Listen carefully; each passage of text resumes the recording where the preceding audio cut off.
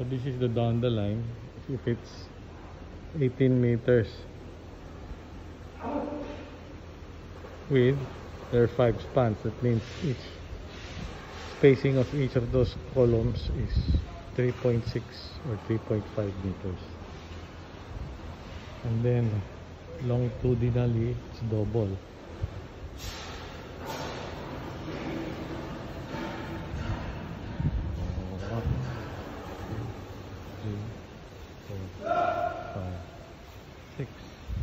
Six meters. 3.5. So that to that 6 meters. This to that 3.5 or 3.6.